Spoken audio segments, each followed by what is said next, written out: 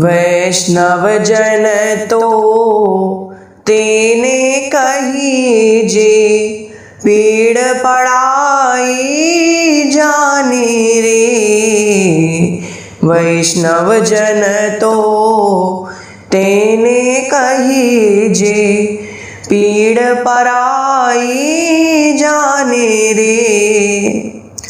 पर दुखे उपकार करे तोए, पर दुखे उपकार करे तोए, मन अभिमान नाने रे। वैष्णव जन तो तेने कहीजे। तो भक्तों, जिस प्रकार पूर्व सत्र में जाना हमने कि किस प्रकार कुकल्या जी महाराज यानी जोशी जी नरसिंह जी को कुकू पत्री और मायरे का कागज देते हैं और किस प्रकार नरसिंह जी भगवान के सामने उस कागज को रखते हैं। ठाकुर जी उस कागज को स्वीकार करते हैं और आकाशवाणी करते हैं कि नरसिंह तुम चिंता मत करो, तुम्हारी बेटी मेरी बेटी, तुम्हारा मायरा मेरा मायरा, तुम एकदम निश्चिंत हो जाओ, तुम्हारा मायरा तो मैं ही भरूं। तो अब आगे क्या होता है, नरसिंह जी किस किस प्रकार अंजार नगर जाते हैं, भक्ति फैलाते हैं, तो ये बातें हम आज करेंगे। तो आज की कथा को हम शुरू करते हैं, लेकिन उससे पहले यदि आपने हमारे चैनल को अब तक सब्सक्राइब नहीं किया है तो प्लीज़ हमारे चैनल को सब्सक्राइब कर लें। तो आइए शुरू करते हैं।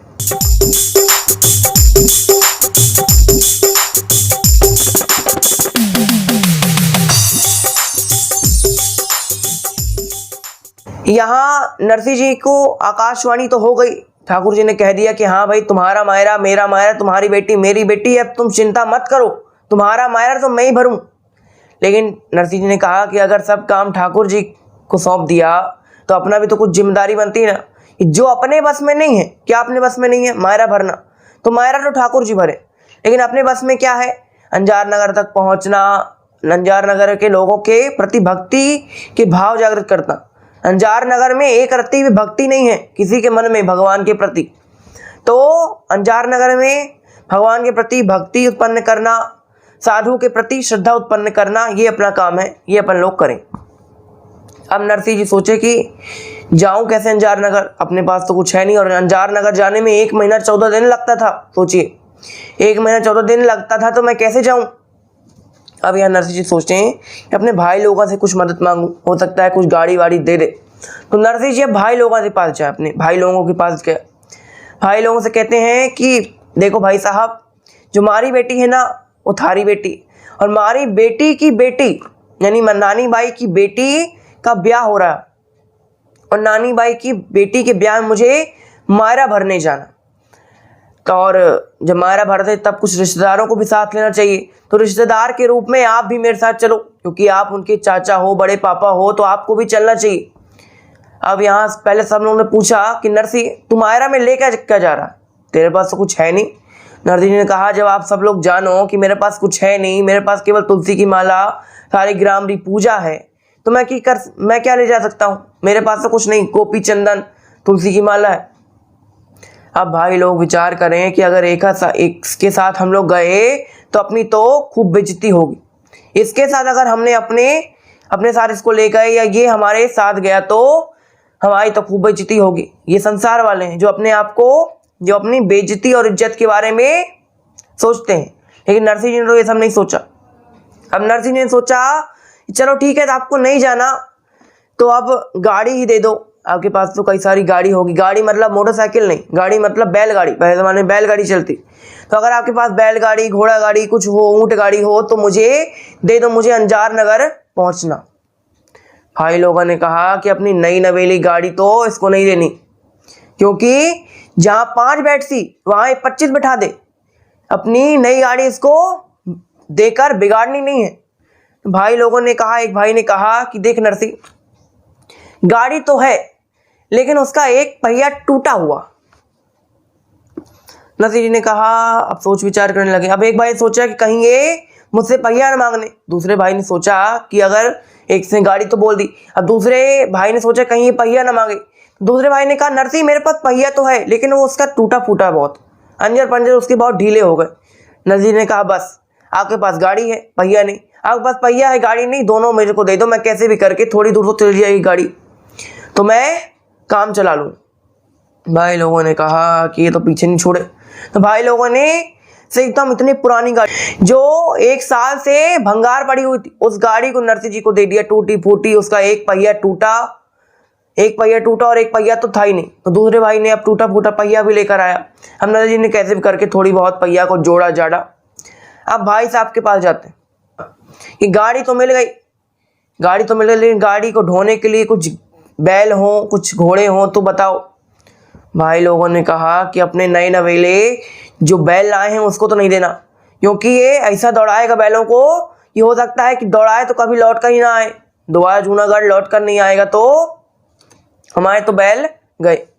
तो उन्होंने कहा कि नरसिंह जी हमारे पास बैल तो है, लेकिन वो बहुत बूढ़े हो गए, और वो बूढ़े हो गए तो हमने उनको छोड़ दिया। जब बैल जब मरने की हालत में पहुंच जाते हैं, बहुत बूढ़े हो जाते हैं, तब उनको गांव के बाहर छोड़ देते हैं कि अब 4 दिन की जिंदगी है, जी लो अकेले। तो उन्होंने कहा कि हमारे बैल तो बहुत बूढ़े हैं, तो और वो गांव के बाहर हैं। अब नरसिंह जी बैलों के पास जाते हैं, गांव के बाहर जहां बैल थे, जहां मैदान था, खेत था, वहां पर जाते हैं। अब नरसिंह जी को देखकर तो जो सारे बैल थे वो आपस में बात कर रहे थे। क्या कहते हैं, अरे भैया अंत समय में तो भक्तारे दर्शन होगा ठाकुर जी के, अब तो स्वर्ग ही मिलती। नरसिंह जी ने कहा कि अरे बैलिया महाराज, अभी मरनो नहीं है, अभी तो काम करनो, मतलब अभी मरना नहीं है, अभी तो काम करना है। अभी नानी बाई के जो बेटी का ब्याह है उसमें मायरा भरवा दो, उसके बाद तुमको जैसा मरना हो, जहां जाना हो वहां जो, मेरे मतलब नहीं। नरसिंह जी बैलों से अर्ज करते हैं, क्या बोलते हैं, उठो मारा बैलिया जी, भजो रामो राम राम जी, उठो मारा बैलिया जी, भजो रामो राम। और नानी भाई रे मायरा रो, सारदी जो काम राम जी, नानी भाई रे मायरा रो, सारदी जो काम हरी। पूछड़ा पकड़ नरसिंह खड़ा तो किया राम जी, पूछड़ा पकड़ नरसिंह खड़ा तो किया, टूटा भांगा सिंगड़ा सू पकड़ लिया राम जी, टूटा भांगा सिंगड़ा सू पकड़ लिया हरी। नरसिंह जी फिर छे अब तो भाया के द्वार राम जी, नरसिंह जी तो फिर छे अब भाया के द्वार। मायरा चलन बीरा हो जाओ तैयार राम जी, मायरा चलन बीरा हो जाओ तैयार हरी। मारे तो घर माही नरसिंह घणी ही छे काम राम जी, मारे तो घर माही नरसिंह घणी ही छे काम। सूरा स्वामी संगे ले जा जो भजे रामो राम राम जी, सूरा स्वामी संगे तेरे भजे जो रामो राम हरि। अर्थात नरसिंह जी अब बैलिया के पास गए, बैलों के पास गए। अब बैलों को कैसे भी करके पूंछ पकड़ के, सींग पकड़ के अब लेकर आए, बैलगाड़ी से उनको बांध दी। अब फिर भाई लोगों के पास गए, भाई लोगों से कहते हैं भाई लोग मायरा चलने के लिए तैयार हो जाओ। भाई लोगों ने कहा हमने मना कर दिया ना कि हम नहीं जाएंगे, हमारे घर में खूब सारा काम है। अब नरसिंह जी ने कहा चलो ठीक है, आपको नहीं जाना तो ठीक है, लेकिन आपकी जो मेरी बेटी है वो आपकी बेटी है, आप जो मेरी बेटी है वो आपकी बेटी जैसी है, तो आपको उसके मायरे के लिए एक कपड़ा तो दे दो, साथ नहीं चालो तो बीरा एक एक कपड़ा तो दो। सब लोगों ने कहा कि अब तो ये परेशान कर, अभी तक उन्होंने अपना क्रोध अंदर दबाए हुए थे, लेकिन कब तक अपना क्रोध अंदर दबाए रहेंगे। तब तो एक भाई ने चिल्ला दिया, नरसिंह जब से कह रहे हैं, जब से परेशान करे, ये दे दो वो दे दो, मारा भरने से पहले मारे का कागज लेने पहले सोचना चाहिए था। मारे का कागज ले लिया, अपने मत्थे मारे का कागज लिया। जब मोड़ियार बना तब ये सोच के नहीं बना कि आगे हो सकता पैसे का काम पड़ेगा, कि मारा भरने पड़ेगा। तो मेरे मत्थे तो तुम मोड़ियार बने नहीं, जब मोड़ियार बने, जब बाबा जी बने तब मुझसे पूछे थे, नहीं पूछे ना, तब मायरा भरने के लिए तुम मेरे पास क्यों आए।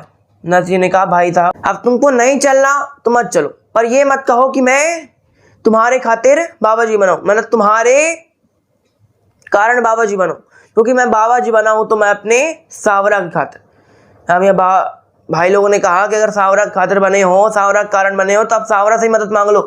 नरसिंह जी ने कहा कि अब तो मेरा सावरा ही मेरी मदद करेगा, क्योंकि जब मेरे पास कुछ नहीं था, पहले भी जब नरसिंह जी के पास कुछ नहीं था, केवल एक गौशाला थी, तब भी भगवान ने मदद की थी, अब भी भगवान ही मदद करेगी। नरसिंह जी ने भगवान पर अब पूरा विश्वास हो गया। ऐसा विश्वास जब आपके अंदर होगा, जब आपके अंदर विश्वास होगा, भक्ति होगी और सेवा की भावना होगी, तब भगवान आपको अवश्य मिलेगी।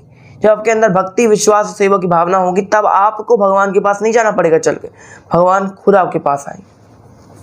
जब रावण ने सीता माता का हरण करके ले गया था, तब आकाश मार्ग में ही जटायु ने माता सीता के करुण पुकार सुनी। तब जटायु रावण से युद्ध करने के लिए चले आए। और जटायु को भी कोई कम मत समझिए, जटायु भी ब्रह्मा जी के ही वंशज हैं। ब्रह्मा जी के पुत्र हुए मरीचि, मरीचि के कश्यप, कश्यप की पत्नी हुई विनीता, विनीता के 2 पुत्र अरुण और गरुण, तो अरुण के 2 बच्चे संपाति और श्री जटायु जी। तो जटायु जी ने रावण साथ युद्ध किया, यानी सेवा की भावना रखी। जब सेवा की भावना रखी और सेवा की भावना रखते हुए जब रावण ने उसके पंख काट दिए, जटायु जी का अंत हो गया, तब साक्षात भगवान उनका उद्धार करने, उनका अंतिम संस्कार करने आए थे। यानी जब आपके अंदर सेवा की भावना होती, तब भगवान के पास आपको नहीं जाना पड़ता, भगवान खुद आपके पास चलते हुए आते। और भक्ति हो गई, सेवा की भावना हो गई, तब भगवान ये भी नहीं देखते कि आप कौन से धर्म के हो, कौन से जात के। भगवान की भक्ति करते हो, ये आप नहीं देखते कि आप कौन सी जाति हो, कौन से धर्म के, कौन से रंग के, कौन से कपड़े पहनते हो, कैसे रहते हो। केवल भगवान तो भक्ति के ही भूखे। रसखान जी को भगवान की प्राप्ति हुई थी। रसखान जी हिंदू नहीं थे, रसखान जी मुसलमान थे, लेकिन फिर भी रसखान जी को भगवान की प्राप्ति हुई, क्योंकि उनके अंदर तीव्र इच्छा थी, भक्ति की भावना थी, सेवा की भावना थी। अब थोड़ा रसखान जी के बारे में नाम आया है तो थोड़ा चर्चा करते हैं। एक बार क्या हुआ, रसखान जी जब पहले भगवान की भक्ति में नहीं लीन रहते थे, जब वो रसखान जी का नाम रसखान भी नहीं था, पहले उनका नाम था सोनू खान। तब रसखान जी की एक आदत थी, आप कुछ लोग क्या आदत होती है खाने पीने की, थोड़ा पान वगैरह खाते हैं। जो दोस्त लोग मान लीजिए चाय की वगैरह लत होती है, जो पुरुष लोग होते हैं, जब भी कहीं काम में जाते हैं, काम के लिए जा रहे होते हैं या फिर काम से लौट कर आते हैं, तब सभी पुरुष लोग, सभी जो दोस्त लोग होते हैं, किसी पान की दुकान पे, किसी ढाबे में मिलते हैं, कभी कभार या रोज का कभी नियम होता, किसी का नियम नहीं होता, कभी कभार मिलते हैं। तो मिलते हैं तो चाय वगैरह पीते हैं, पान खाते हैं, आदि आदि जो उनको पसंद है वो काम करते हैं, गप्पे लड़ाते हैं। तो रसखान जी की भी एक आदत थी कि वो पान वाले की दुकान पे हर रोज जाते थे और पान खाते थे। अब यहाँ एक दिन वो पान वाले की दुकान में गए। उस दिन पान वाले ने अपनी दुकान को साफ किया था, साफ सफाई की थी, कोई त्योहार आने वाला था, इसलिए उसने अपनी दुकान की खूब साफ सफाई की और दुकान के बाहर भगवान श्री कृष्ण का एक कैलेंडर लटका दिया। भगवान के बाल स्वरूप की उसमें तस्वीर बनी हुई थी। अब रसखान जी पहुंचते हैं पान वाले के पास, पान वाले से पान मांगने ही वाले हैं, तभी उनकी नज़र भगवान की फोटो पर पड़ती। उससे कहा, ये कौन बालक है भैया, इसके नन्हे नन्हे पाँव हैं, इसके माता पिता ने इसको जूतियाँ क्यों नहीं पहनाई, इसके इतने नन्हे नन्हे पाँव, इतने कोमल कोमल पाँव हैं, इसकी माता पिता ने इसको जूतियाँ नहीं पहनाई हैं। अगर ये जूतियाँ नहीं पहनेगा तो हो सकता है इसके पाँव में कांटा चुभ जाएंगे, इसके इतने नाजुक पैर हैं। अब यहाँ पान वाले ने कहा कि सुबह से बोनी हुई नहीं और यहाँ ज्ञान बखानने चले आए। तो यहाँ पान वाले ने गुस्से में कह दिया कि अगर तुमको इतना ही लगता है तो उसके लिए जूतियाँ बना ले आओ। रसखान जी को वो बात दिल में लग गई। रसखान जी पान खाकर अब चले गए। रात भर जूतियाँ बनाई और सुबह पान वाले के पास पहुँच गए। रसखान जी कहते हैं पान वाले से, अब पान वाले, मैं जूतियाँ तो बना लाया, पर बता दी ये बच्चा मिलेगा कहाँ।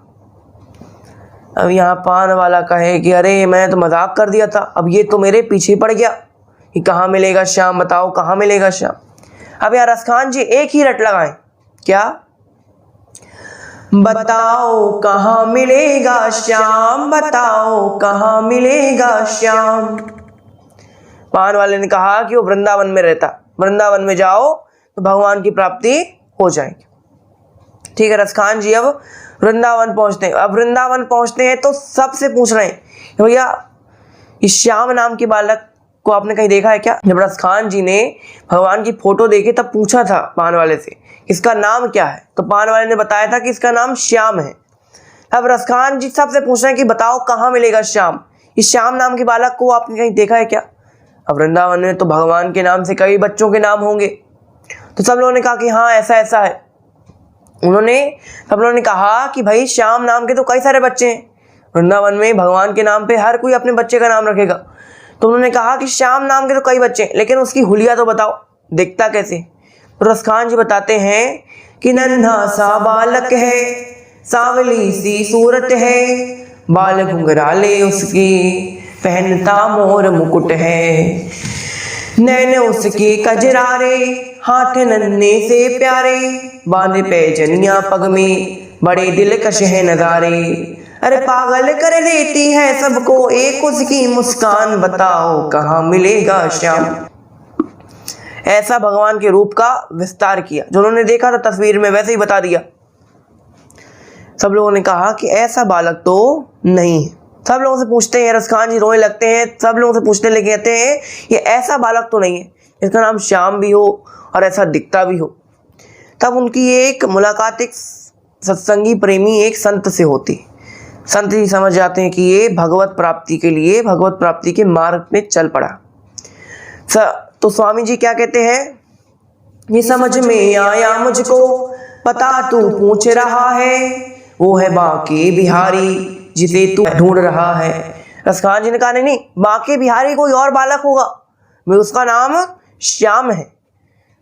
स्वामी जी ने कहा कि कहीं वो श्याम कहता, कहीं वो कृष्ण मुरारी, कोई सांवरिया कहता, कोई गोवर्धन धारी, अरे नाम हजारों हैं उसके, कई है जग में धाम, बताओ कहाँ मिलेगा श्याम। रसखान जी यही रट लगाए, अच्छा ये बालक मिलेगा कहाँ ये तो बताओ। स्वामी जी ने कहा कि ये इस मंदिर में जाओ, बांके बिहारी के मंदिर में जाओ, वहां पर मिल जाएंगे। अब मंदिर के बाहर पहुंचते, मंदिर के बाहर पहुंचा। अब पुजारी जी ने रसखान जी को देखा। रसखान जी मुसलमान थे, तो हरा कुर्ता पहने हुए, ऊपर टोपी लगाई हुई, सफेद सफेद दाढ़ी थी, मूछ नहीं थी, दाढ़ी थी केवल। तब मुसलमान को देखा, पुजारी ने जैसे ही देखा कि मुसलमान मंदिर के अंदर आया, उसको मना कर दिया, अरे तुम अंदर कैसे आ रहे हो, तुम अंदर नहीं आ सकते। रसखान जी ने कहा, अरे मुझे बहुत जरूरी काम है पुजारी जी, मुझे अंदर जाने दो। रसखान जी क्या कहते हैं, मुझे ना रोको भाई, मेरी समझो मजबूरी, श्याम से मिलने दे दो, बहुत है काम जरूरी। सीढ़ियों पे मंदिर की डाल कर अपना डेरा, कभी तो मंदिर के बाहर श्याम आएगा मेरा। इंतजार करते करते ही सुबह से हो गई शाम, बताओ कहाँ मिलेगा श्याम। अब जब पुजारी जी अंदर नहीं जाने दिया, तब रसखान जी ने सोचा पुजारी जी तो अंदर नहीं जाने देने वाले। तब रसखान जी अब मंदिर की सीढ़ियों पर ही बैठ गए। उन्होंने कहा कि कभी ना कभी तो शाम बाहर आएगा ही, कभी ना कभी तो ताज़ी हवा लेने या खाना खाने या टहलने, अपने मित्रों के साथ खेलने, कहीं ना कहीं तो आएगा, तब उसके दर्शन कर लूंगा, तब जूतियां पहना लूंगा। लेकिन अब तो सुबह से शाम हो गई पर भगवान तो आए ही नहीं। रसखान जी अब रोने लग जाते हैं, पूरी रात बीत जाती है। तब अचानक से सुबह उनको एक आहट से सुनाई देती है, जाग कर रात बिताई, भोर होने को आई, तभी उसके कानों में एक आहट सी आई। वो आगे पीछे देखे, वो देखे दाएं बाएं, वो चारों ओर ही देखे, नजर ना कोई आए। नजर झुकी जब ही चरणों में, बैठा था प्यारा श्याम, बताओ कहाँ मिलेंगे श्याम। अब आहट सुनी तो देखा, अरे ये आहट कहाँ से आ रही, पैरों की, पाँव में पायल पहनी थी भगवान ने, ठुमक चलत भगवान पाँव में पायल पहनी हुई थी, तो पायल की आवाज आई थी। रसखान जी ने कहा सुबह पायल की आवाज कहाँ से आ रही। रसखान जी ने आगे पीछे देखा, ऊपर नीचे देखा, आगे पीछे देखा, दाएं बाएं देखा, लेकिन कोई नहीं था। जैसे ही नीचे देखा, तब क्या देखते हैं कि छोटे से श्याम भगवान बैठे हुए हैं। अब आगे क्या करते हैं रसखान जी, जैसे ही देखा श्याम को, रूप हुलिया भी वैसा ही था भगवान, तो रसखान जी जान गए यही भगवान। अब आगे क्या होता है, अब यहाँ रसखान जी तो खुशी के मारे फूले नहीं समारे, खुशी से मारे मतलब हक्के बक्के रह गए। अब यहाँ रसखान जी ने भगवान को गोद में बैठाया, उनको बढ़िया लाड प्यार किया, उनको गले से लगाया, उनको हृदय से भी लगाया। और जैसे ही अब जूतियां पहनाने के लिए पाँव देखते हैं, पाँव ऐसे उठाया, तब क्या देखा कि पाँव में तो कांटे चुभे हुए हैं, बहुत बड़े बड़े कांटे चुभे हुए हैं। रसखान जी को देखते उनका कलेजा मुंह में आ गया। रसखान जी ने पूछा कि ये सब क्या हो गया? तब भगवान ने उत्तर दिया, रसखान जी ने कहा भगवान से कि अरे तुम इतने छोटे बालक हो, मैंने पहले ही कहा था कि इस बालक को ज़्यादा चलने मत दो, इसके कांटे चुभ जाएंगे इसके पाँव में। रसखान जी ने कहा कि अरे तुम खुद मुझे बुला लेते, मैं चला आता, इतनी दूर आने तुमको जरूरत नहीं थी, तुम्हारे पैरों में कांटे चुभ गए ना। तब भगवान उत्तर देते हैं, क्या उत्तर दिया कि जिस रूप में भक्त मुझे ध्याते हैं उसी रूप में मैं उनको दर्शन देता हूँ। तुमने मेरे किस रूप का ध्यान किया? बाल स्वरूप का। और बाल स्वरूप में मैं कहाँ था? बाल स्वरूप में भगवान कहाँ लीला की? उन्होंने गोकुल में। और रसखान जी दर्शन कहाँ करने आए थे? वृंदावन में। वृंदावन में भगवान थोड़े बड़े हो गए थे और दर्शन किए थे बाल स्वरूप के। तब बाल स्वरूप के दर्शन किए, तब भगवान बाल स्वरूप से गोकुल से वृंदावन आए रसखान जी के लिए।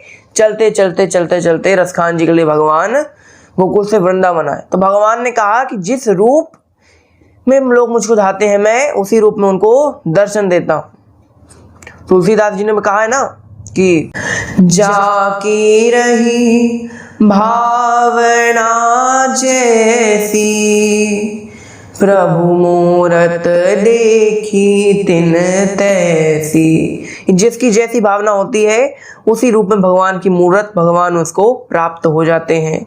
रसखान जी ने भगवत प्राप्ति हुई। रसखान जी ने ठान लिया कि अब से मैं कुछ करूंगा तो केवल यही काम कि तेरे पद लिखूंगा। पद मतलब भगवान के लिए कविताएं लिखूंगा।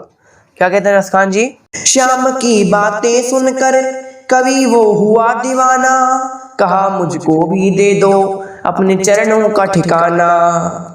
तू मालिक है दुनिया का ये मैंने जान लिया है, लिखूंगा पद तेरे ही ये मैंने ठान लिया है।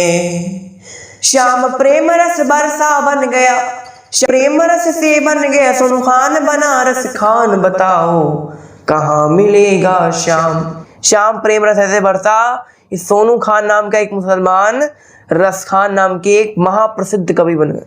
उन्होंने खूब सारी कविताएं लिखी, भगवान को रिझाने के लिए अलग अलग कविताएं लिखते थे, सोठे लिखते थे। क्या लिखते थे? धूरी भरे अति शोभित श्याम जूतैसी बनी सिर सुंदर चोटी, खेलत खात फिरे अंगना पग पैजनी बाजती पीरी कछोटी। वाछवी को रस खानी विलोकित भारत काम कला निधि कोटी, और काग के भाग बड़े सजनी हरी हाथ से ले गयो माखन रोटी। एक पद लिखा था उन्होंने जिसमें उन्होंने बताया कि एक बार भगवान कुछ 14 मैया तैयार कर रही थी, नहलाया धुलाया तैयार कर रही थी, अब भोग लगा रही थी, मतलब उनको माखन रोटी खाने के लिए दिया। अब भगवान एक जगह स्थिर तो रहते नहीं, भगवान पूरे आंगन में घूम घूम कर माखन रोटी खा रहे। इस चीज को देखकर देवता बड़े प्रसन्न हो रहे हैं और रसखान जी को लग रहा है कि इस पर भगवान के ऊपर करोड़ों कामदेवों की कलाओं को निछावर कर दे। तभी क्या होता है, जैसे भगवान माखन रोटी लिए हुए खाना खा रहे हैं, तभी ऊपर से कौवा आता है। कौवा आता है, भगवान के हाथों का स्पर्श करते हुए उनके हाथ से माखन रोटी छुड़ा ले जाता है। तब रसखान जी उस कौवे की प्रशंसा करते हैं कि काग के भाग बड़े सजनी, जिनके दर्शन करने के लिए बड़े बड़े संत लोग हजारों हजारों युगों तक तपस्या करते हैं, फिर भी उनकी झलक मार तो नहीं पा सकते। वो कौवे के कैसे भाग्य होंगे जिसने भगवान को स्पर्श कर लिया। भगवान के हाथ से जो सबको देते हैं, उनके हाथ से निवाला छीनने वाला उस कौवा कितना भाग्यशाली होगा। तो यहाँ रसखान जी ने भगवान के कई सारे पद लिखे। ऐसी भक्ति रसखान जी ने की, सेवा की भावना रखी, सेवा की भावना कि मैं उसके लिए जूतियाँ बनाऊंगा, सेवा की भावना रखी, भक्ति भावना रखी, विश्वास रखा कि कहीं ना कहीं तो श्याम मुझे मिल ही जाए। जब विश्वास होता है, भक्ति होती, सेवा की भावना होती, तब भगवान खुद आपके पास चल कर आते हैं। ये आपने आज जान लिया। अब यहाँ भाई लोगों ने तो कुछ दिया नहीं नरसिंह जी को, अब केवल टूटी फूटी गाड़ी, बूढ़े बैल दे दिए। अब यहाँ नरसिंह जी आगे क्या मायरे में क्या क्या प्रबंध करते हैं वो सब हम आगे कथा में जानेंगे। तो आज की कथा को हम यहीं विराम देते हैं। आज के लिए बस इतना ही। घर पर रहिए, सुरक्षित रहिए, मुस्कुराते रहिए। जय श्री राधे।